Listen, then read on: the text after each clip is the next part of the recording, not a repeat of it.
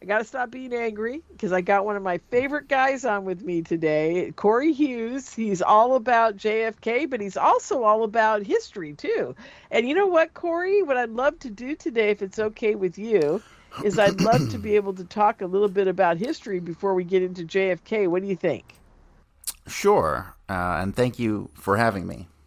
Oh yes, I just love having you, and I gotta say, folks, I think Cory's going to be my new Tron because Tron used to fill in for me whenever something happened to my my scheduled guest. And I last night I get a call from my guy, and he's got stuff going on, and I thought, who am I going to call? And I thought, well, you know what? I'm going to get a hold of Cory because usually I would call Tron, but I started crying and I thought, I don't have Tron anymore to call. And, I was freaking out and I thought, oh, Cory, he might do it. You've got all kinds of stuff to talk about.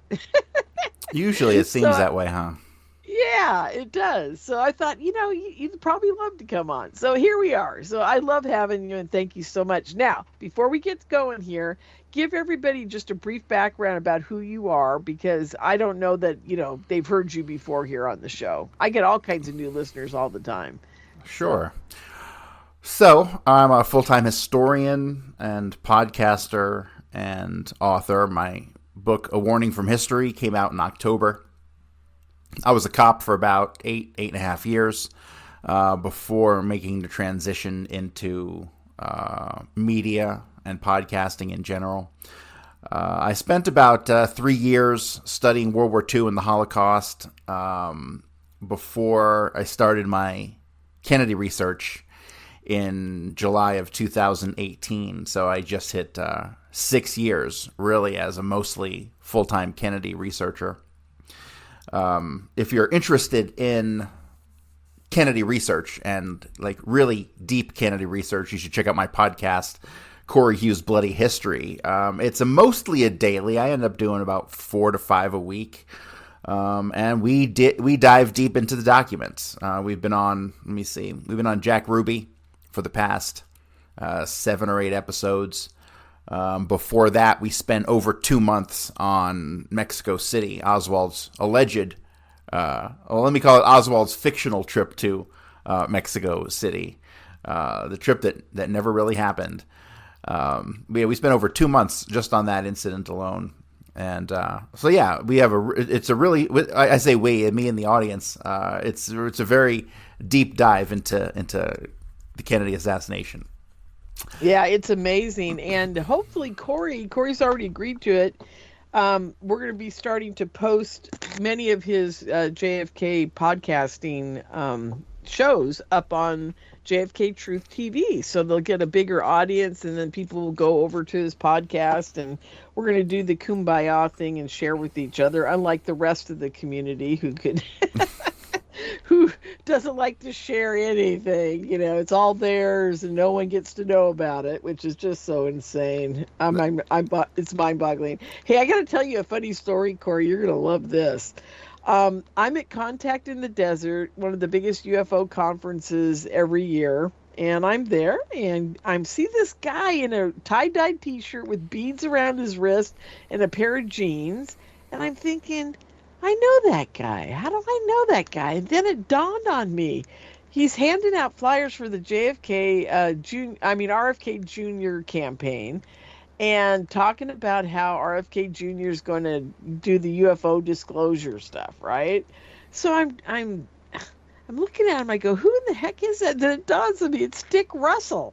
Because I just left him, 6 months ago. I mean, not just, but I'd interviewed him 6 months before in Dallas. And I'm looking at him, I'm going, finally, I tried to get up to him at that point, and I couldn't get to him. And then finally, I get down for dinner or breakfast the next day, and I'm walking down the promenade there by the swimming pool, and there walks Dick Russell right up to me. And I said, and he didn't recognize me. And I looked at him. I said, Dick, Lorien Fenton from JFK assassination conference. And he's like, oh, yeah, how's it going? I'm going, it's going great. I said, Dick, what are you doing slumming at a UFO conference for? And he looked at me and he says, well, I'm writing a book on ufology. And I thought, okay, whatever. And we had some niceties, and we walked away from each other. But as I'm walking away, I'm thinking, is there anything anybody won't go to make him some money? I mean, not that Dick will do a bad job or, whatever. He'd probably do a great job. I don't know. But I just laugh because it's like, they run from one community to the other writing a book about how they're such an expert on everything, right? I really found that very little else interests me. I'm not a conspiracy guy at all. Like I'm a historian, and what we talk about, is, like you said earlier, it's facts, right? And that's the truth. It's not conspiracy. This is reality. Exactly. This is how things actually went down. And so the UFO thing, I feel like is a combination of psychological operation and misinterpreted history. I don't really spend a lot of time on it at all. Really, honestly, anything that happened after 1968, I don't really care about at all. Like the three big assassinations are my thing. And going back to like World War II, which starts technically around 1918. So 1918 to 1968 is like the area of our history that fascinates me the most. That's really cool. I love the fact that you do, because that's about the time period. I'm like I said, I'm not big into 20s and 30s TV shows. What was that one that was really famous everybody got into? I hated it. I just couldn't even watch it. About that rich family, the Tudor house. Oh, whatever. I know what you're talking about. I never watched any of that stuff. Yeah, I can't do it. It just irritates me. But when you get into history and who shot Ferdinand and why, and how the Tsars got killed, and I mean, all that stuff fascinates the hell out of me from about that point forward. That's about where I get excited about the whole, the wars and stuff. Now, how come you never got involved with the Revolutionary War or the Civil War? Civil War, yes. Well, the Civil War is fascinating. It's on the to-do list, but I don't know that I'll ever get there. For me, at least, the study of Kennedy has really become a study of like the smallest minutia. And so I have a lot to do. I have millions of pages of documents ahead of me, and I don't think I'm ever going to get off the Kennedy subject.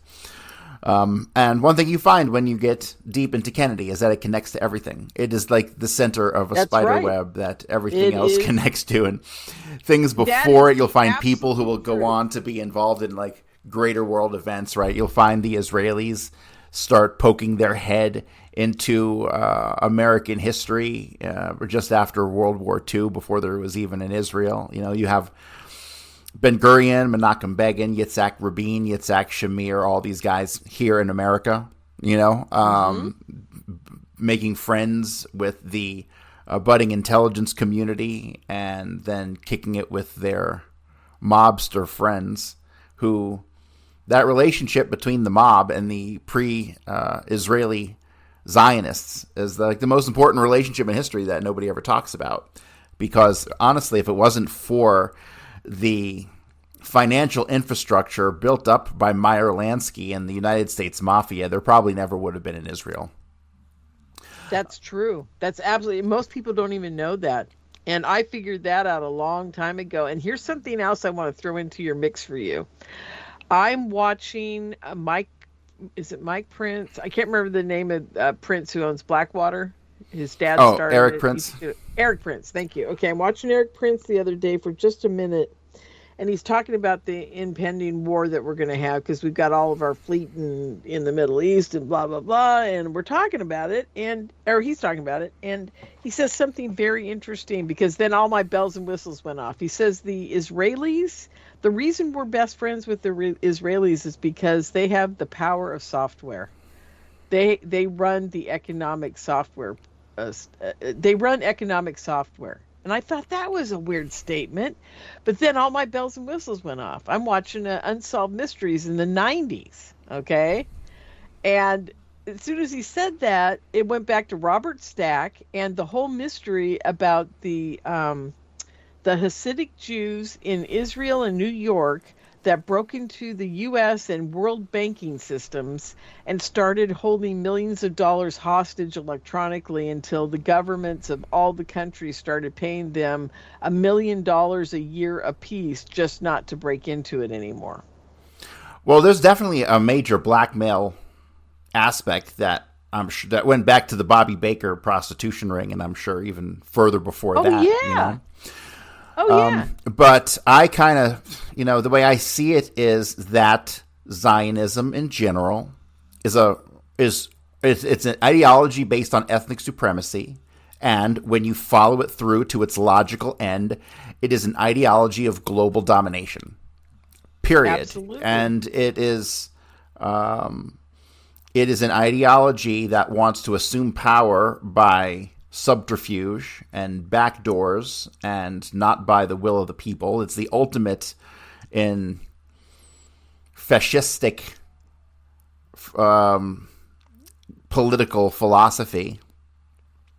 And Zionism has directly been responsible for like every horrific act on the planet since the turn of the 20th century, I totally over agree 100 with years. you. And yeah, because that's where my research has taken me as well. It's not like I set out to say these guys are the evil of all evils. Okay, I never did that. But every time I turned around a corner, they were standing there. I know. It's the same story every single time. And so there reaches a certain point when you realize that this ideology in itself it's parasitic in nature. It is a poison. It is a cancer. It needs to be rooted out at every level. And unfortunately, after the first Zionist Congress back in 1897 in Basel, Switzerland, Herzl and his buddies, and Theodor Herzl, who's the founder of Zionism, by the way, he's a madman. We're reading the diaries of Herzl on my Substack right now. Oh, wow. And he's insane. He is insane. The levels of parallel to Herzl and Hitler are very eerily similar. Just thinking that. I was going to say Hitler was a choir boy though compared to him. Oh my God! Yes, because the thing that I really find fascinating about both of them is that they both had complete systems of how to run a government and a society, like down to janitor salaries and stuff like that, like to the finest detail you could ever imagine. They had it already worked out, right? And honestly, their systems were very much similar. They were both, the core principle of both was ethnic purity, which really has no meaning. It doesn't mean anything, right? Like, I don't know how you can trace ethnic purity, in a people who were migratory over thousands of years, right? To me, the whole concept is ridiculous. Oh, absolutely. Right? Let's not even talk about all the raping and pillaging along the way. Oh my God, yes, completely. Most people don't even know their backgrounds, right? And so exactly. And so I understand what both sides are getting at, but Hitler's core principle was ethnic purity, and that was the foundation of. And he kind of saw, and it's kind of hard for people to wrap their head around, but the idea of society, the state, and all its institutions, and the individual were all like one thing, right? So there wasn't any room for varying ideologies. That was kind of the core principle of one of the core principles of National Socialism, is that there's no room for other ideologies because we're all of the same background, have the same needs, have the same desires. We all are working towards one goal, and therefore, there wasn't room for anything else. And I sort of kind of get that. But the biggest problem with these rigid ideologies is that they don't go well with human nature at all. Human nature strives to walk these rigid lines, but never does, never can. You know what I mean? I'd say the margin of error is big.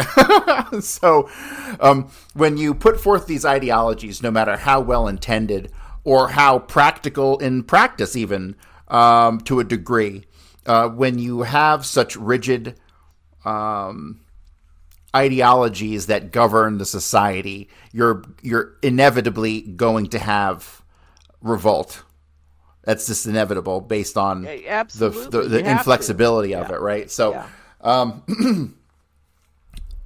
but yes, I see a lot of parallels. What's going on today in the world with obviously with Israel and Palestine, and what was going on with Hitler and what happened leading up to World War II. So one thing here's one of the problems, and one of the major things that I fault Hitler with is, like, let's just say you're correct and that your blood people, your Germanic people, are spread out over 3 countries, right? Poland and Czechoslovakia, and then you have Austria.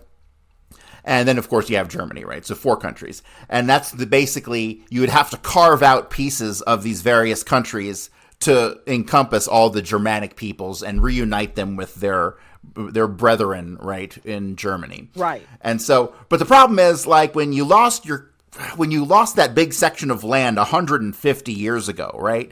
At what point do you no longer have the right to reclaim it, right? And this is what's going on in Israel. This is the fundamental problem in Israel. You can't go back thousands of years later, and claim that the land is yours, even if it ever was, which it wasn't, right? But that's it. At what point in time, how much history has to go by before you can lose your claim to the land and the people that are there, right? I would make the argument that with Vladimir Putin and what's going on with Russia and Ukraine, that there was a very insignificant amount of time that passed between the time that the Donbass region became part of Ukraine and fell away from the Soviet Union, right? Right. I mean, and so that combined with the fact that was only a few decades, yeah, right? Yeah, like the mid-90s. Yeah, so, exactly. That's a little different than 150 years, which is what Hitler was doing when he went into Czechoslovakia. He tried to take back land that was taken from the Germanic people 150 years ago, right? You really can't do that, right? And if he hadn't have done that, things would have been a whole lot different. Same thing with Poland. Well, but Poland was also conspiring with the Soviet Union and Stalin too. They were going to allow the Soviets to walk right through Poland and into Germany. And obviously Hitler couldn't have that. And so anything that he did in Poland preemptively, I would say, is somewhat justified, knowing that an attack is going to be coming down the pike. So, but that's a whole other conversation. But yeah, on my Substack, we've been going over all of this stuff. We've been going over Hitler's speeches. We went over Mein Kampf. Right now we're going over David Irving's Hitler's War, and we're doing the Diaries of Theodore Herzl. Then we'll get into, like, after that, we're going to get into, like, Churchill. That's like 4,000 pages, so I can't really do it all. I have to kind of spread it out. But yeah, that's the kind of theme for people. Each chapter, or how are you? Oh no, I'm reading it. We're reading it outright. You're reading it, and I'm discussing it. God. Yep, we're reading it and discussing it as I'm reading it. So real time analysis of the documents. That's amazing. Yeah. Oh my God. Good for you. Okay. So how do people find your podcast? It's a Cory Hughes Bloody History, and it's on podcast platforms everywhere. And my Substack is bloodyhistory.substack.com. Okay. And the links to all that stuff is at coryhughes.org, which is my main website. Right. Okay, perfect. coryhughes.org, and it's Hughes, correct? Correct. Okay. Just want to make sure, because it's spelled a little different sometimes, so I just want to be sure. Okay, perfect.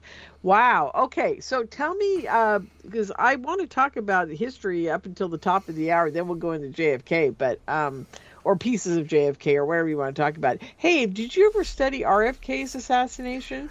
Very little. It doesn't really. That one is. Honestly, it's very obvious what happened there. It's obvious that Thane Eugene Caesar pulled the trigger. He was there at the behest of the mafia, who was there at the same behest of the same relationships that were behind Kennedy and Martin Luther King, and a whole bunch of other assassinations that no one ever talks about. Exactly, and also Malcolm X. We can't forget him as well. Right, that's an interesting one. Did you see the documentary where they showed the killer walking across the street? Yes. Out of the building? Yes, yeah, but I just still, my gut just tells me that there's still more to it than that, and that the forces ultimately behind it were the same forces that were behind all these others. Exactly. Exactly. And they tried to put it off on like was it the black Israelites or the black Muslims, or I forget who they were ultimately. What's his name? The guy with I want to say the beanie, but it's more like you know what I'm talking about. Yeah. They were trying to put the blame on someone within that community, and it's like, okay, that guy might have pulled the trigger, but the waves that pushed him in that direction and the financing and all that stuff. I want to see the trails that came to that. From. Oh God, yes. Yeah, I went down if E. Howard Hunt is at the end of that line, as well as maybe Angleton, or was Angleton still alive then? I think he was. I think those guys were all still. Yeah, they were alive until the 70s. Dulles died in he died early, like 68 or 69 or something like that. And so did Donovan. Donovan died early, like in the 50s, I think. Oh, Wild Bill? Yep, Wild Bill. Wild Bill, God. Well, that guy's just another whole story in itself. I mean, I cannot figure that dude out. And how he got so corrupt. I mean, it just blows my mind. The one thing that I have not spent much time on, because it's not really my thing, and I hope somebody would really spend some time on, is these guys, Donovan and Dulles, and their connection to these weird secret societies like the World Brotherhood and P2 and these like Eastern European and Italian based organizations that we don't really know much about. I mean, they were real, they were definitely a thing, and I think a lot of the pieces of the puzzle that we can't see on a lot of this stuff, on a lot of connections between certain people that we wouldn't suspect, are because of this other dimension of these weird secret societies. Yep. I think those things played a big role in World War II and behind the scenes dealings, because there were most certainly meetings and dealings between OSS and the Nazis and British intelligence, and there was, I have no doubts whatsoever that this stuff was all going on during the war. And how can this stuff possibly be going on in violation of like international treaties and declarations of war and whatnot? And I think because to these guys, these relationships made through these secret societies always had predominance over everything else. Sure. In America, the Sons of Italy was running a lot of the stuff going. Hey, what people don't understand, and I bring this up because it's important that people start getting this through their head. There was no internet and phone system like we have today. Right. Okay, folks, they had to go like once a month or twice a month to a meeting hall to be with their compadres, or their other terrorists, or whoever they're dealing with, and they would sit in back rooms and smoke cigars and play cards and drink and talk about how this is happening. And I think that all of that would happen under the guise. Yeah, that would happen under the guise of the boards of directors of whatever companies. I think that's where all the backroom smoking meetings, which you don't really need to have a conspiracy, because really conspiracies in general are about taking orders. These are all organizational, and organizations, people take orders. That's how these things work. Right. But yeah. Well, we're in a bad, and the reason I bring that up, Cory, is because I think we're in a really horrible place right now with the internet and the computer systems and everything else, and NSA's ability to spy on us, and Israel's ability to spy on us, and everybody's spying on everybody electronically. And by the way, just throw this into the mix for fun to make everybody even more angry. I told this story a couple weeks ago, but you need to hear this. I went to the airport, and I'm starting to go through the TSA. I got the TSA pre, right? I get up to the guy, and there's a camera there, and he says, "Put your face here." And I said, "No." And he goes, "What?" And I said, "No, I'm not having I'm not letting you take my picture. You've already got it for TSA. You got my fingerprints. You got my eyeball scan. You know who I am. I'm not giving you my face again." He goes, "Well, you realize we got cameras all over the airport." I said, "Yes, that's my point too." I said, "You don't need my face scanned again to send it off to NSA for the duration of my trip, and for them to keep it and keep track of where I'm traveling." I said, "It's not going to happen." I said, "No." And I got out and he said, that's fine. He goes, no problem. And then I stepped out of line after he, let me through. And then I turned around and I said, oh, and I did it really loud. Where's the sign that says you can refuse to have your face scanned? And he turned around and he looked at me and he goes, I'm sorry, but we're not allowed to tell people that. I said, well, I figured it out. I said, does anybody else refuse? He goes, no, everybody just does it. And that's when I got angry. I got so upset, Cory. I almost died. I wanted to scream, but I'm thinking all these sheep and people were getting mad at me for arguing with him. People around me were like, oh, come on. I can hear it under their breath. They're like getting pissed because I'm challenging the fact that this guy basically says, put your face in front of the camera. And I'm like, no way. Okay, and here's part 2 to that. A couple weeks before that, I'm in I'm in Reno. I'm at the Row, which is Circus, Silver Legacy, and El Dorado. And I'm there for a big UFO party. So we all go up to the bar. And I've been staying at the Silver Legacy since the day they opened because my parents and I went there to gamble together on the grand opening week. Okay? So maybe it wasn't the day. It was the third day they were open. Whatever. Point is, I've been going there for 30 years. Okay? So I get up to Rum Billion's bar, and I'm walking in like normal. And this lady says, oh, they all go have your ID ready because I forgot that you got to pull out your driver's license to get in the bars now. So I get up there and I hand her my driver's license. She goes, look in the camera. Same thing, same camera. I need to take your picture. I said, no. And I put my hand over the camera and knocked it back. She got really angry with me. But I said, no, you're not taking my picture. I said, my picture's right there on the driver's license. If that isn't good enough for you, then I'm not coming in. She goes, well, you have to do it. I said, no, I don't have to do it. She goes, yes, you do. I said, fine, I'm not drinking. I walked away, and I went down and gambled. But the point is they've got cameras all over the whole freaking casino. What do they need my picture for going into the bar? Mm-hmm. Yep, it's just one of those things, especially in a place like Las Vegas where they have all that extra security. I know. But what's the point of the TSA now taking your face and they're taking your face? I want to know what what's going on really. Okay? I mean, if you can figure it out for me, let me know. I'm still fuddling through this one. Because they've got everything on us already. What do they need it again in the moment in real time? Mm-hmm. What's this real time issue going on? That's what I'm trying to figure out. Anyhow. So there you go. Okay, I took us on far afield there for a second, but I just thought you might want to know about that and be forewarned next time you get on a plane. Yeah, I haven't flown since like 2017, I think, maybe 2018. Oh, good for you. Yeah, I didn't have to. Yeah, I prefer to drive no matter what. Yeah, me too. I had an interesting conversation, though, with a friend of mine who's an auto mechanic. He goes, there's more electronics tracking you in your car nowadays than you can even imagine. I hope you have an older car. Yeah, it makes me want to get nothing but like cars from the 70s and 80s. Exactly. I got one in my driveway that I think I'm going to rebuild instead of junking it because a friend of mine said if there's an EMP pulse, you'll still be able to drive your car. I'm like, cool. That's great. Anyhow, okay. So we have a few minutes left before the top of the hour break. So which war would you want to talk about right now for 10 minutes?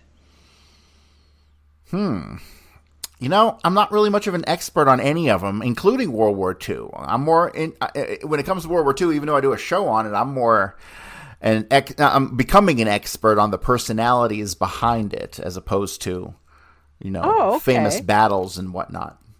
Sure.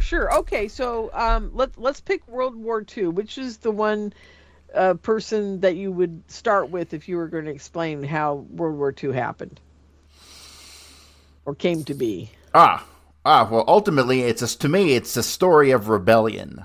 And I say that on the part of Adolf Hitler and the National Socialist movement, which was actually brewing for a long time before even World War I. And that came in the form of the Austrian Pan-German Party, which was just an extreme nationalist party for Austria that wanted to reunite with Germany, right? And of course, Okay. the anti-Semitism was a big part of it because that was a prolific theme throughout all of the right-wing parties in Germany at the time.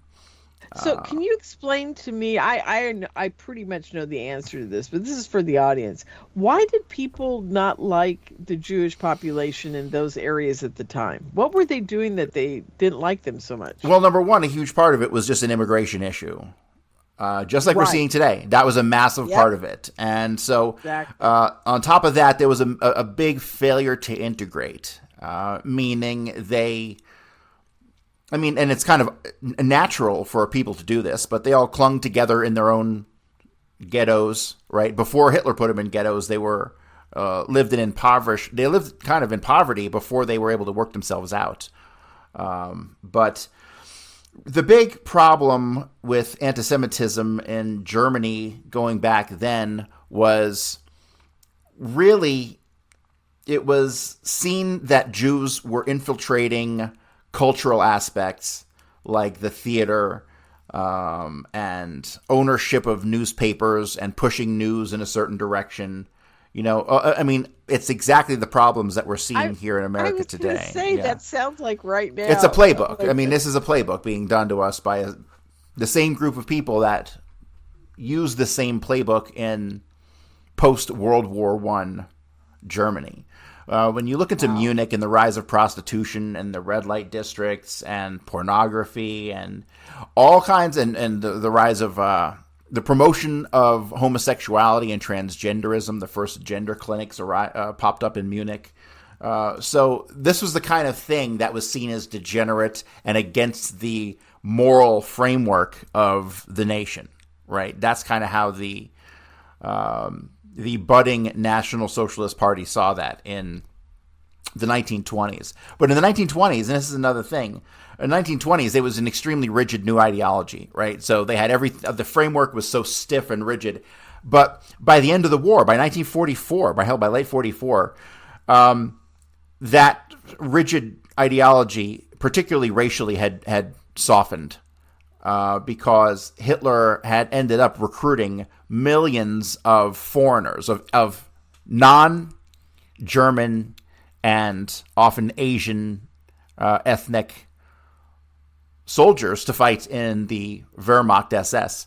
And so on top of that, there were upwards of 900,000 members of the SS, the Gestapo, and the army who were of Jewish descent, meaning that they had at the grandparent level or above. Right. That softened over time. In the beginning, you had to get like a written permission slip, basically saying, "Hey, I got a Jewish grandmother. Can I please stay in the army?" Right, and they would have to be approved on a one-on-one basis. But over time, that ability was handed off to the generals and the lower command to make those decisions. So, yeah, a lot of things changed. But I think that happens with all political parties. You have a very rigid framework, and over time, you see how they work in a practical manner, right? And I think that's Yeah. basically what happened. And so, a lot of the things, and see, this is the biggest crux about talking about World War II and the Nazis in general, is that everybody still thinks that there were gas chambers and that Hitler did all these atrocities and stuff, and that's a joke. Like, no one has ever committed atrocities like the Americans and the British and the Oh, Russians. tell me Like, about well, and then the Chinese the Chinese did a lot too, of yeah, right? yeah. So when it And the comes to the Germans, Japanese. they're like 7th, 8th, 10th on the list, right? They're way down there. And when you realize that the gas chamber stories and the atrocity stories and the bars of Jewish soap and all that stuff, the shrunken heads, right, and the tattooed lampshades, when you come to realize that that is nothing more than wartime propaganda, that's the 40 beheaded babies that we're hearing about in the media today, right? That's exactly what that is. And when you start to remove all those stories and all of the German atrocity stories, you come to realize that the National Socialist regime was really just a brutal, racist regime that was really not much different from any of the other regimes that have ever existed, authoritarian regimes that have existed throughout history. So, Right. That makes total sense. Yeah, I mean, I used to interview quite a few people that were, what they call Holocaust deniers. And I've had all of them on my show at one point over the last 14 years. I've been here 13 years. And one thing they all have in common, they all know for sure scientifically that the gas chamber thing did not happen. I think I've told you this, Yeah. that the scientists that were working on proving that the gas chamber thing did not happen. How they went about it, Cory, and I think you probably read this somewhere too, is that they decided that there would be enough ash from the burning of the bodies that it would have landed in the fields in the surrounding area, depending on the weather patterns and what have you. Mm-hmm. And they went and they said there would have been like 5 inches of ash from 6 million people being burned. Right, exactly, right. There's a lot of things like that, but here's the problem. Over time, history has shifted the burden of proof to people who say that this stuff never happened. They're like, oh, it never happened? We'll prove it.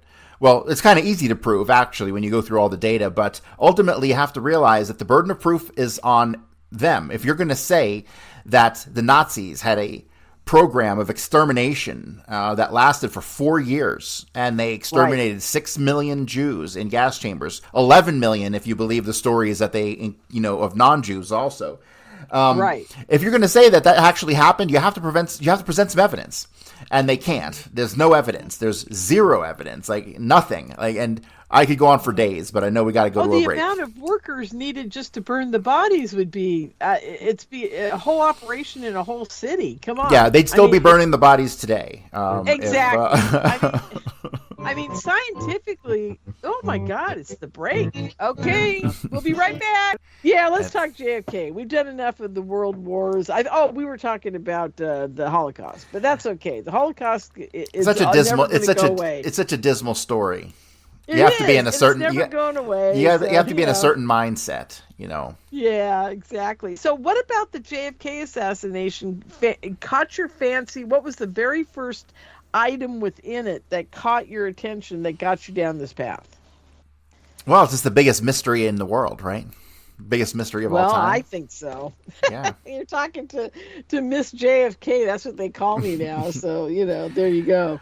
But the more you dig into everything, the people, the time. To me, the most important factor in all of this is the era that all this went on. And when you really come to understand how things worked back then and who the people involved were, it becomes a lot less mysterious when you can see behind the curtain. Oh, absolutely.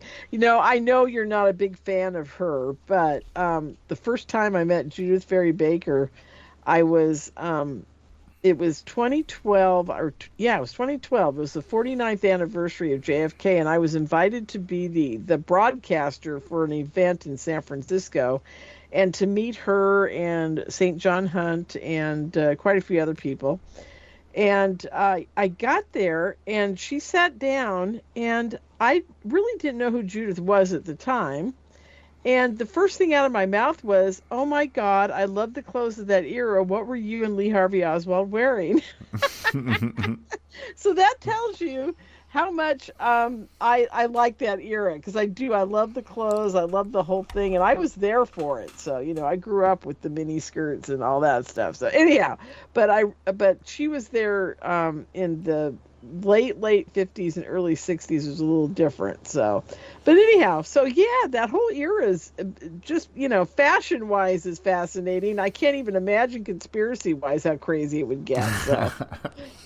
Oh my God. Well, one thing I want to say about that era and the people who ended up pulling off the greatest misdirection in history is that they didn't anticipate the future. They could never in a million years comprehend the idea of the internet or what a database is, right? Or how someone from their home could end up coming to understand their life story. You think guys like Shackley or Angleton or Dulles ever thought that any of their dirty dealings would ever come to light 50 years after they died? They thought that it would die with them. Yep. That's what they thought. And nothing has So died. I mean, a lot has. A lot has disappeared. There's a lot of gaps in the historical record for things that we would be interested in. But there's enough there to piece together a framework of the lives of a lot of these guys. Richard Helms, he's another one of these guys who oh my God, pulled a lot Helms, of strings. I forgot all about him. And he goes back to he goes back to World War II days. Yes, I mean, he was he was how directly many of them connected to to the OSS. Oh, a lot. He was directly connected would to the say Galen 80%. organization when they were piecing that together under Operation Rusty back in 45 and 46. So before that, there was even a CIA. Have you followed or broke down Gladio yet out of Italy? No, I will. That's that's a little late for me, but that's all connected to these. That's connected to CMC and Permindex and all these guys and the same people. It's all literally the same people. So the central what I consider to be the oversight board of the Kennedy assassination to me is the board of directors of Permindex, which was Dulles and Angleton and Joe Bonanno, Mo Dalitz, Roy Cohen. All these guys from the Corsican Mafia. It was it was a board of directors that contained an international who's who of intelligence and mafioso, and heads of state, right? So, yes. They were kicked out of Switzerland when their involvement with numerous attempts on the life of Charles de Gaulle became, well, I guess you could say obvious. They were caught funneling money to the OAS, the Organisation Armée Secrète. It was kind of like a French militia connected to the Corsican Mafia. Yes. And so, there was they got kicked out of Switzerland and ended up in South Africa. But see, after that, most people think that it's just a thing of legend, right? It's just one of those stories that people tell, but it's not.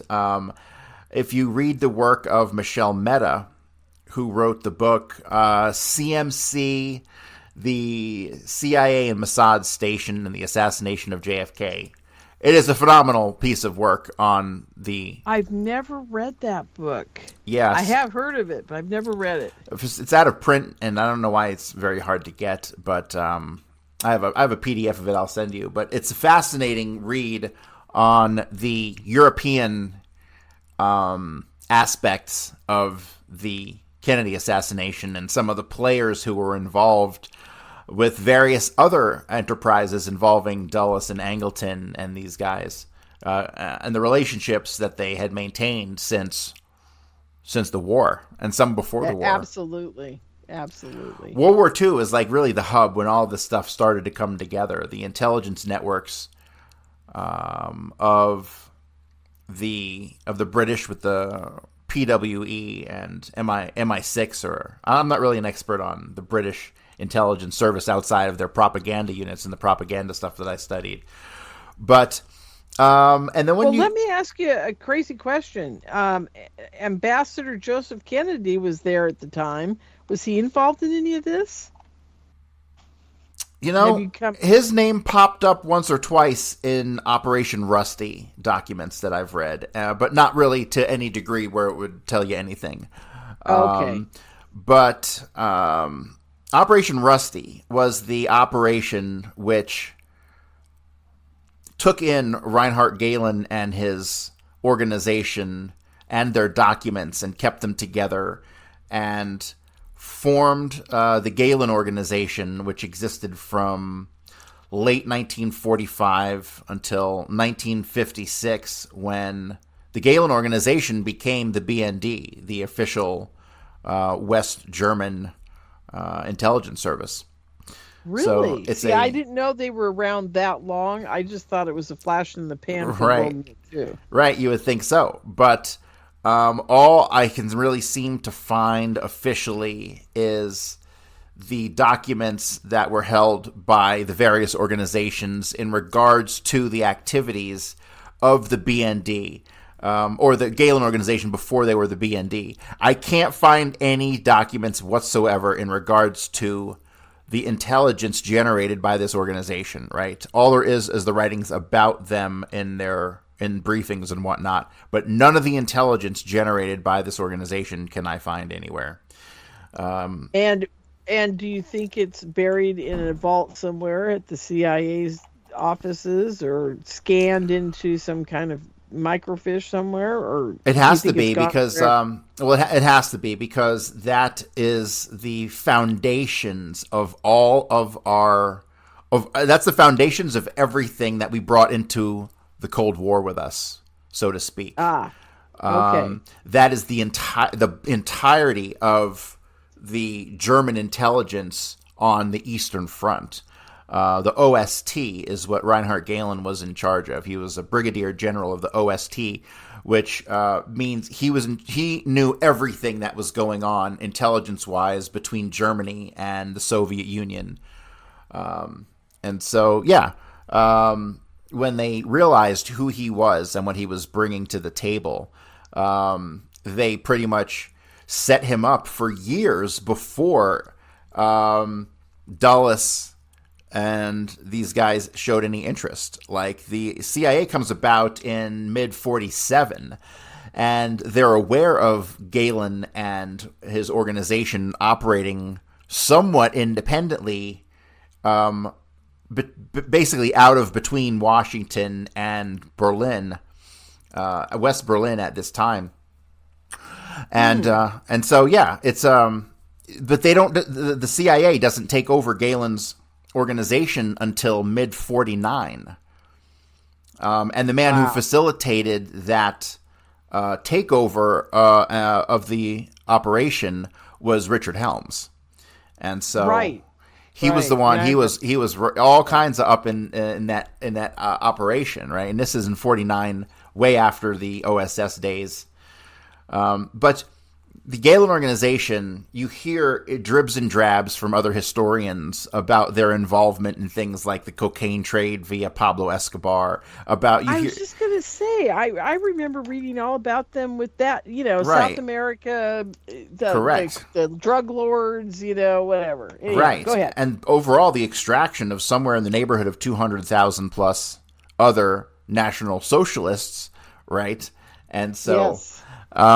But that leads me to believe that when people talk about Paperclip and the couple scientists, the 50 scientists they grabbed, that's like such a distractionary story. It wasn't 50; it was almost 800 or more. Oh, 800, or maybe 1,000. Even that many. That pales in comparison to the vast number of the Nazi hierarchy that they exfiltrated from Europe and North Africa, right? So, to me, my God, yeah.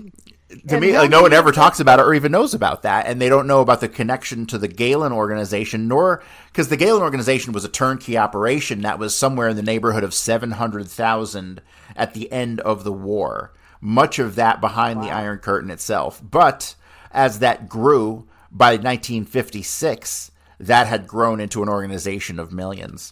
And then you've got Scorzani in Madrid, who had a similar organization that he had established.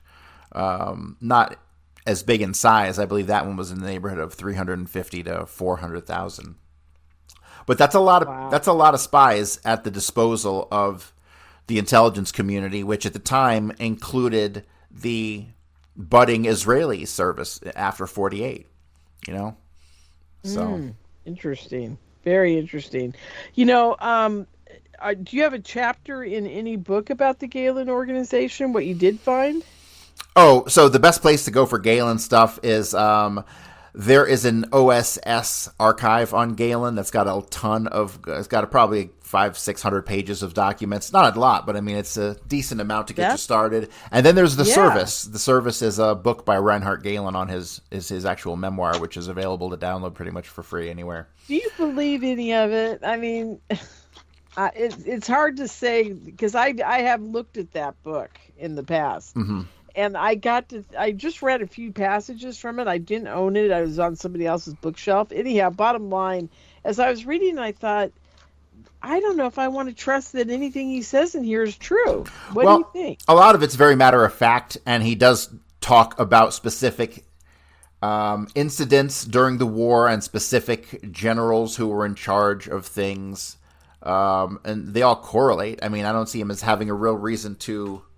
Okay, so he's talking about things that were already kind of known, is what you're saying. Yeah, a lot of the stuff, and I'm only about a third of the way into it, but I sense it to be written from a very neutral perspective, a very, very matter of fact. This is kind of what happened. So I haven't seen anything that jumps out. See, I'm simultaneously reading David Irving's Hitler's War, and it talks about a lot of the same stuff. Hitler's War is a fascinating book that kind of it paints a picture of Hitler and what was really going on in the inner workings of the government all throughout Hitler's career, based on like anecdotal stuff, diary entries, notes that were written, letters that were written by people who were surrounding Hitler, right? So you can kind of get a very clear picture of what was actually going on, not the historically enhanced version, right? And so a lot of the stuff in Hitler's War is correlating with what Reinhard Gehlen is saying in The Service. Both of them, I think, are fascinating reads, and I think they're the kind of thing that everybody needs to kind of get a grip on to understand. Well, number one, would we work with and establish what we did with these Nazis after the war if they had engaged in any of the atrocity stories that we had actually accused them of? And in short, the answer is definitely not, right? We couldn't justify it in any way, shape, or form, right? So, I mean, if after the Gulf War we ended up taking like all of Saddam Hussein's top guys and giving them jobs in the government, like, you know, that we couldn't really fly that, you know what I'm saying? So it's the same thing. We could never get away with it. They knew the real deal. They knew the stories, and really the Holocaust stories. To touch on that just for a second, they didn't pick up until the mid '60s. So there was a rash of to kind of iron out how this went historically. In the 1940s, the gas chamber propaganda was inserted into the local populations. Everybody who got to a camp knew they were going to get killed in the gas chamber, right?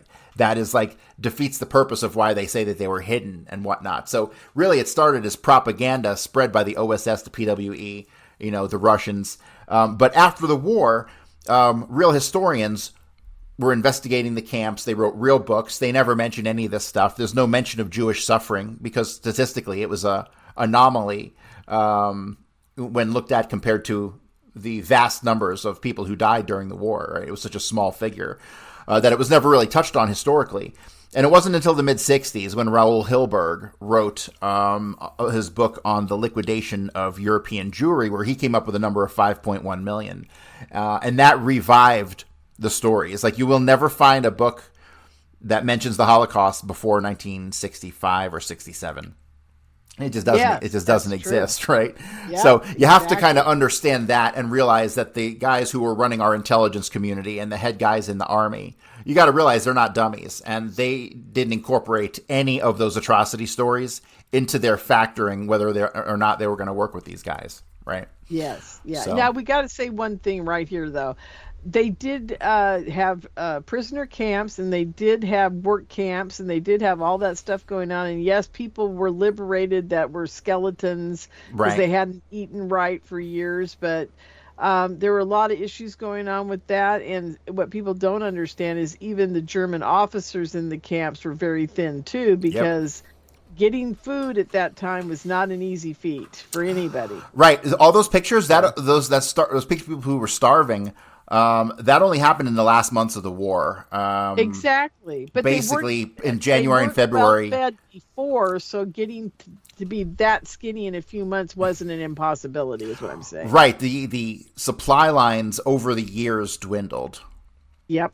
So, and unfortunately, the number one killer in all of World War II was typhus. It wasn't even a gun or a soldier or a military. It was typhus. 1 in every 3 people who stepped foot in a concentration camp died from typhus. Typhus came from lice, and everybody had lice. Those places, after a while, the hygiene was absolutely disgusting. Yep. So. Yep. They even talk about it in the movies about the lice in the places.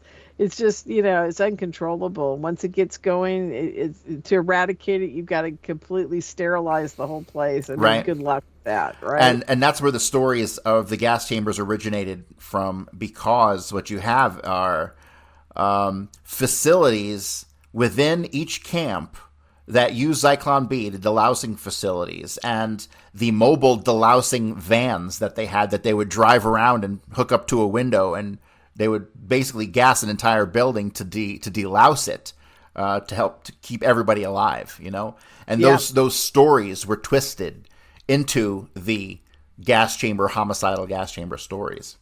So, and that's why initially at Treblinka, when you look at the stories of Treblinka that they talk about at the trials of Nuremberg, there were no mentions of any gas chambers there because Treblinka never had Zyklon B delousing facilities. They had steam delousing facilities.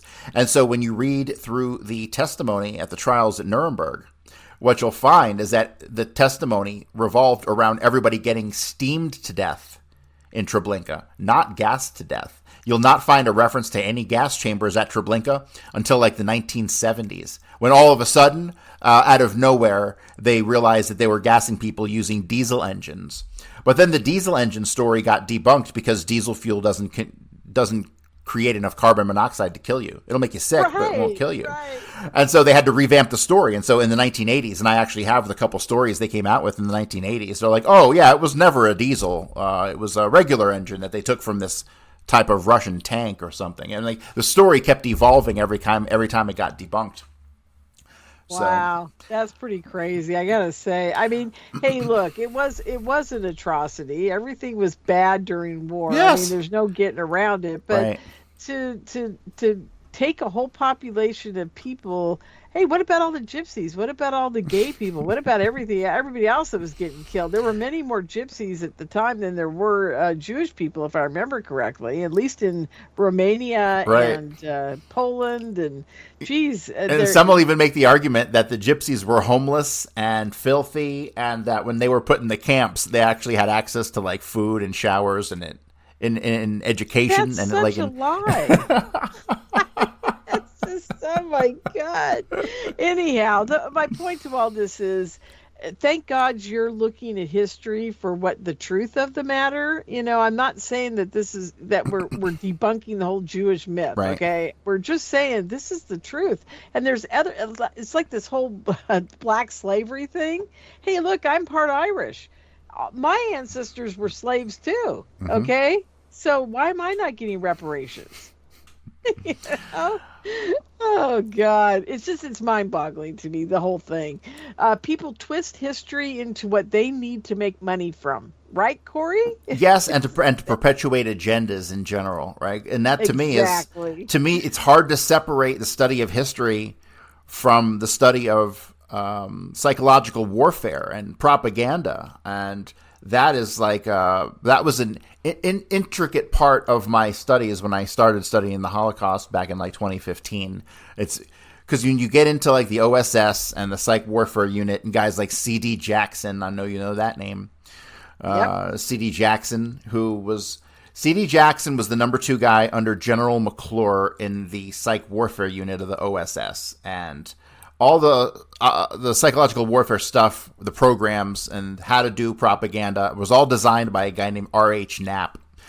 And he was well known for a paper that he had published called The Psychology of Rumor.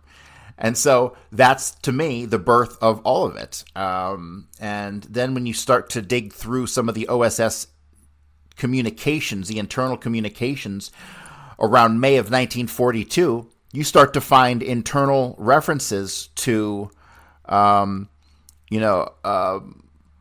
seek out and study all references to the use of poison gas by the Germans, right? So by May of 42, there are already there's instructions being passed down to look in the news because they're going to plant rumors, right? And so this is how rumor design works. You plant the rumor, you see how the reaction is, and you know whether to enhance it or to let it die and to come up with another rumor. And this is how they would do things. And so then to find references to the use of poison gas by the Germans in 42 in the OSS documents, to me, was like all the proof that I needed to know that all of the gas chamber stories were really just part of a psych warfare propaganda campaign.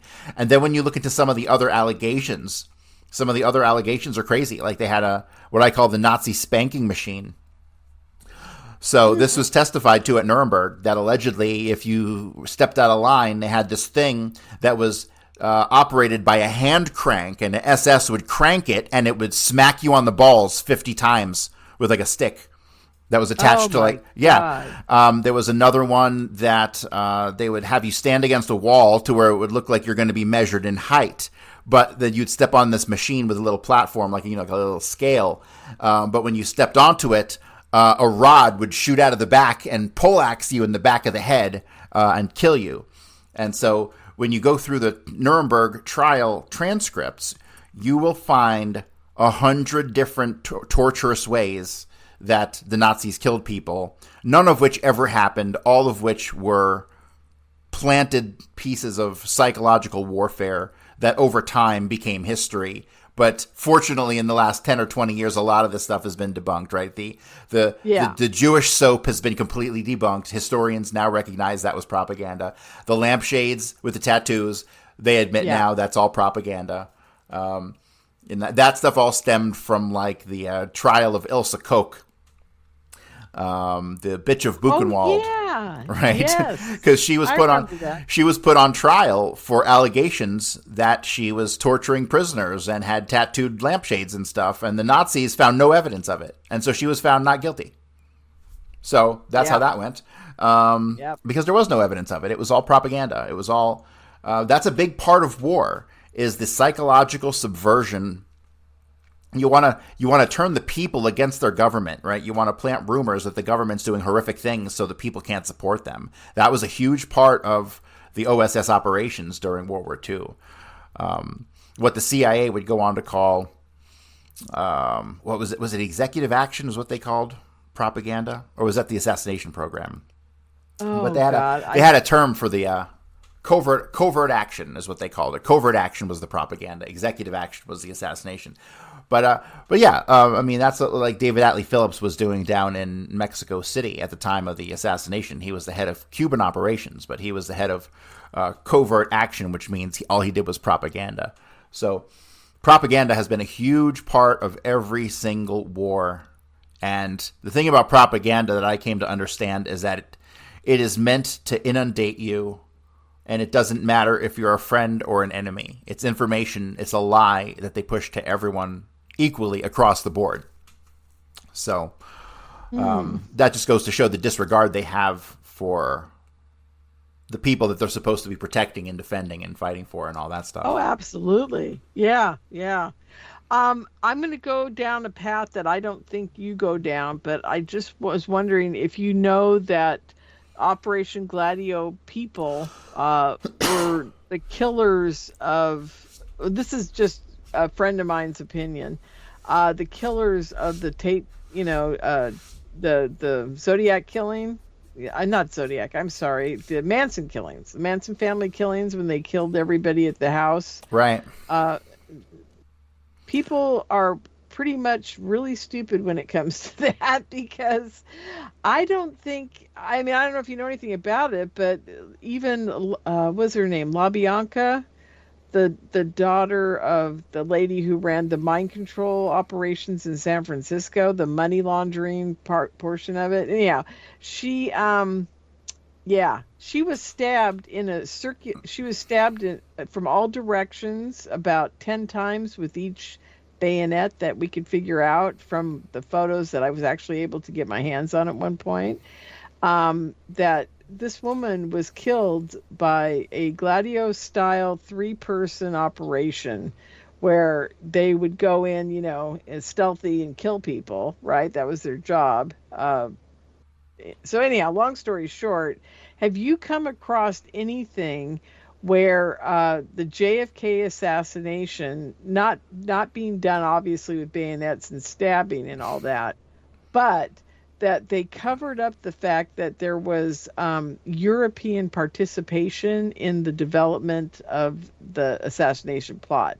Is it just Dulles and those guys? I'm thinking that there had to be somebody over in Italy and Marseille and the mob guys that were Right. behind the scenes at a much deeper level going on with Dulles and those guys. Well, see, here's the thing. I don't see. Well, of course, there's some guys who are going to know everything and not leave a fingerprint, and Dulles is one of those guys. I have no doubts that Dulles is one of those guys who like to sit in his chair in Washington and just have everything brought to him. And I'm sure he knew everything he knew everything, especially when it came to the Kennedy assassination, because he's directly linked to Permindex and Centro Mundial Comercial. I mean, he is the one who saw the initial funding set up for Permindex through two banks, Seligman and Schroeder. And so, yeah, like I was saying before, all the stuff on the CMC and Permindex is in Michel Mehta's book. Fascinating, absolute, amazing, essential piece of the puzzle there. But so the way I see it is, it kind of went from the Mossad, who you have to think, these guys, Dulles and Angleton, they're all diehard Zionists. Why they're diehard Zionists, I have no idea. That's probably an 8-hour conversation. But they're diehard Zionists. They were in on the creation of Israel from the get-go. And for whatever reasons, they had a dedication to see Israel created and survive. I believe it was because Israel was going to be like the headquarters of the New World Order or whatever. I believe it's kind of like it's the country equivalent of a shell company, where they could get away with doing things there that they couldn't do in whatever country that they were from, whether America or whatever, Italy or whatever European country.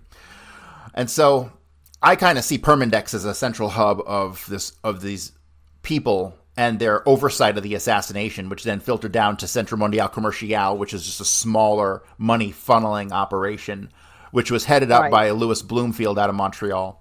And then we have that direct connection to Clay Shaw in New Orleans. And that connects to all the New Orleans crew, which was the bulk of the assassination planning and responsibility. Because the only other shooters that I have besides the New Orleans crew is I have Jack Valenti and I got Dave Yaris. Right. And Dave Yaris is from... two that were picked up in the limo after they went under the underpass, correct? Well, I haven't figured out who got picked up in that. That was Jack Valenti and David Morales. The Morales. Dave Yaris was the Chicago hitman who was from Miami. And I believe he was between the pergola and the fence, and he was captured in the Knicks film and then captured in the DCA film behind in the railroad yards. So, but other than that, I got the Cleveland. Question. Go ahead. Do you think he was in the pergola? Because we do have those two pictures of what looks like a guy standing in the pergola shooting through the slit there. You've been there, right? Yes. That person, if that is a person actually shooting, I attribute that to Danny Green.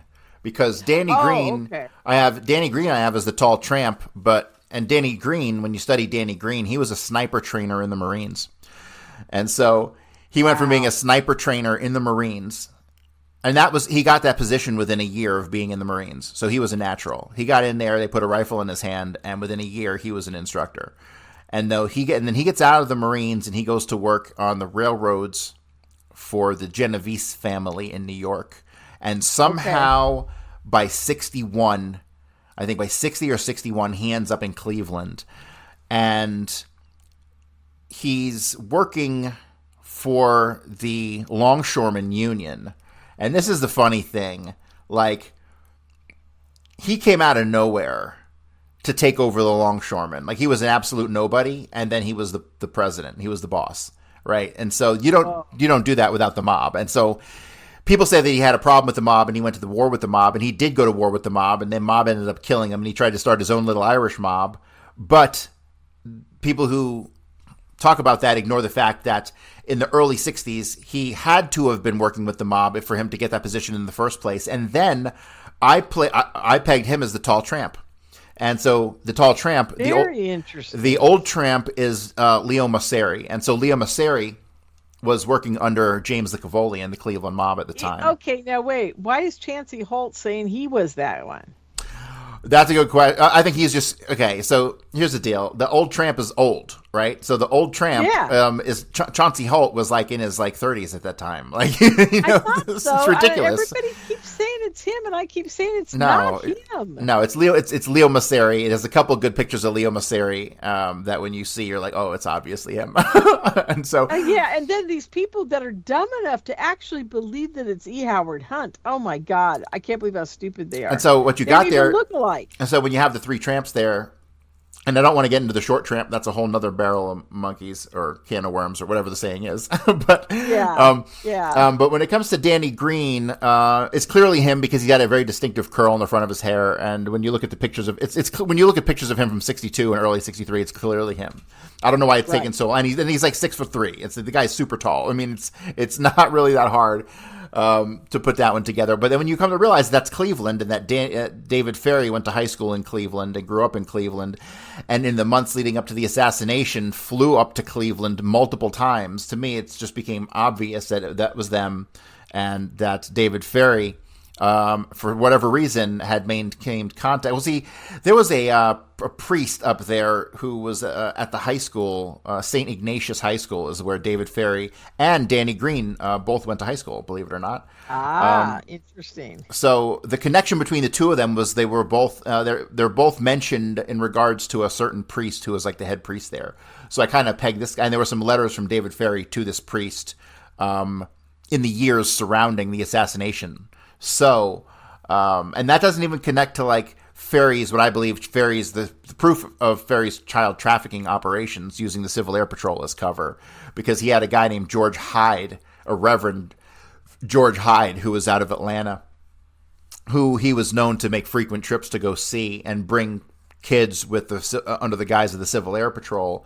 And it turns out that all the organizations, the religious organizations that this George Hyde was allegedly connected to, he was not connected to. They were all either fake or he had been, discontinued from working with them for years. So that kind of tipped me on to the fact that all of David Ferry's operations in New Orleans surrounding the Civil Air Patrol were connected in one way, shape, or form to these larger scale child trafficking operations. Probably now, Bobby when you Baker. Say child trafficking, to what extent are we talking? Are we talking 2 or 3 younger kids, like 6, 7, and 8 years old? Or are we talking? No, I'm thinking like these teenagers, like the 12 to 14 kind of group that all the kids in the Civil Air Patrol were like of that age group. Right. And then when you read about Leighton Martins was clearly trafficked. He was sleeping with Clay Shaw. And some of Clay, when I see something like that, to me, it becomes obvious that it wasn't just limited to Clay Shaw and Clay Shaw's circle, So a lot of these kids. No, because when we say trafficking nowadays, we're talking about kids that are stolen from their parents or sold to the parents, sell them into this or whatever. Yeah. What do you think was going on with these kids at the time? Do you think they were being coerced, or do you think they were actually being stolen from people? No, I think that it was these guys had a professional operation and they were slick, and for some reason all these guys who surrounded David Ferry and the Civil Air Patrol were extremely loyal to him for whatever reason. Yeah. When we have clear evidence that he was molesting him, molesting like you have like the Al Sheremy incident and the Al Landry incident. He was up in the plane? Oh yeah, and there was a time that I think it was Al Landry or one of those guys, or maybe it was even Bo Boof, woke up in the middle of the night and David Ferry was naked on top of him. Right. You have this stuff going on, and like all these little indicators point to me that these kids they were probably latchkey kids. Parents were not around or didn't care or were bums or low lifes or whatever. And they were perfect for David Ferry to fly around the country to his various people who would then, do what they wanted. And then he'd bring the kids home. So that seems like that was what was going on. It's so they were pretty much like groomed and brainwashed, but they were getting paid by these guys too, or they were getting something out of it, I'm sure, to keep quiet. Probably, but at the same time, this this brings in some of that hypnotism stuff that David Ferrie was doing. Oh, that's right. Because the hypnotism he was doing stuff, mind control. Yeah, he was doing the hypnotism stuff came up when Eastern Airlines did their investigation into him, which was actually in 62 and 63 when he ended up losing his job because he was accused of being a homosexual and he was accused of using Eastern Airlines airplanes to transport some of these kids, I think was some of the allegations that were made against him. So, right. It was to me, it was a big operation. It seemed like a very big operation. Here's one of the things about David Ferrie. This is one of the biggest mysteries to me that I can find pretty much nothing except one or two references in the files related to David Ferrie. And that David Ferrie in 1949, first off, David Ferrie was seen by somebody at an airport in Venice, Florida with Clay Shaw, which to me shows the relationship with not only Clay Shaw, but the CIA goes back to at least 47, probably earlier for David Ferrie. Oh, so what you just said is that he was seen with him there. Who saw him again? CIA people? No, this guy was a military guy. I have his name and stuff is in the document. I just don't know it offhand. But to me, that was the evidence that showed that these guys have been working together for a very, very long time. And then David Ferrie is known to have lived in Tampa and had a tax return in 1949, and on his tax return he had 2 dependents. So I then find that in the Eastern Airlines investigation into David Ferrie, they sat outside his house and took down license plates and had the license plates run, and the plates came back to the usual suspects who knew David Ferrie, some of the kids' parents who had brought kids over to his house to hang out for whatever reason. But one of the license plates came back to a David Ferrie Jr., David William Ferrie Jr. What? And when you look for David William Ferrie Jr. in the same file, I don't know if it was collected by the FBI or whom, but at the time of the assassination in 1963, David William Ferrie Jr. was a lieutenant in the Marine Corps. These are the only 2 references you'll find on planet Earth to David Ferrie Jr. But it's enough to convince me that David Ferrie has a son out there who should, by all accounts, should be still alive today. Probably has. That's right. Probably has a kid today. Let me see. He'd be like 75. Okay, the minute you said that there's no reference to him after that, it's because as soon as the assassination happened, the CIA got to him and changed his name and put him into witness protection or something. something. Yeah. But or got them to work for them under blackmail, and he has a whole new name. From that.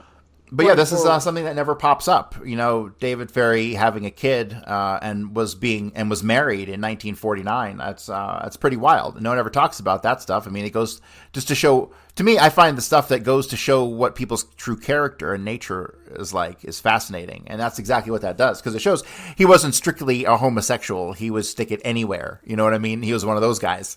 And so he was bi and happy. Right. He was just he was freaky. And so but that was a compulsion for him for sure. Oh yeah. That is Judith's book glosses over David and makes him look pretty harmless, but I know better. And the one thing I did find in Judith's book about David was the fact that he felt a lot of remorse for a lot of things he'd done, and I get that. And he would confess to Judith quite a bit of stuff. I think he was trying to make himself look benign to her. I am sure of it for many reasons. But the whole thing about wanting to be a priest and all that, he really played that up with her. So he really had her bamboozled too. I kind of look at that and it's so sad, because Judith really believes that's who he was. And I know he was much worse than that. I mean, if you're trafficking kids around to have sex with adults, I mean, you're a scumbag. Sorry. Yeah. Yeah. And I can't find any reason to give this guy a break. Right. It doesn't matter if you feel bad about it at any point. You did it. Exactly. Yeah. And if you're sitting there telling this poor, at the time, Judith she's, in my opinion, Judith was just innocent and naive at the time, and didn't really understand what the hell she'd gotten herself into. And now she's figuring it all out, but I think she still wants to believe that these people were good. I mean, she still thinks Clay Shaw was good. She still thinks Ferry's good. She still thinks Lee was good, the Lee that she knew. And maybe they were, I don't know. I wasn't there, but just having listened to your research and done my own research, I can't do that. I can't forgive them for being scumbags, Yeah. It's just that simple. I'm Yeah. sorry, you know. So, whatever. I mean, Judith is on a campaign to make everybody look good. And, I get that. She was involved and she's got that problem to deal with. So there you go. But anyhow, okay, how much time do we have left? It's the first time I've looked at the clock in an hour, and I never do that, Cory. I'm always looking at the clock. We got 3 minutes left. So, in summary, what would you think? Who do you think is the mastermind behind the JFK assassination? And it can be as many people as you want.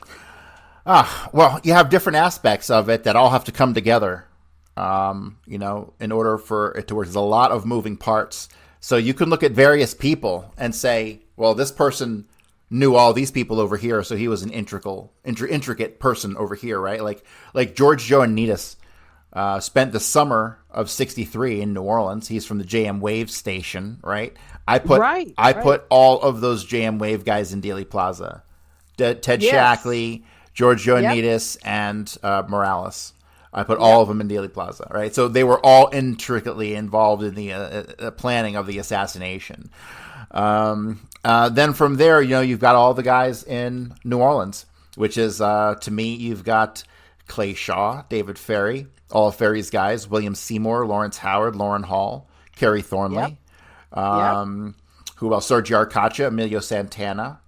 And I'm sure there's a couple other guys surrounding the chain between them and Marcello, which is kind of parallel, right? So you've got these guys who are all connected to Marcello being utilized through the network of Permindex to CMC to Clay Shaw, right? Which is parallel to the relationships between David Ferry and Marcello, where an order would have come down from Meyer Lansky as information was filtered to him through Joe Bonanno and Mo Dalitz from the board of Permindex, right? So that's where all those legs come down. Yep. And then you have Chicago.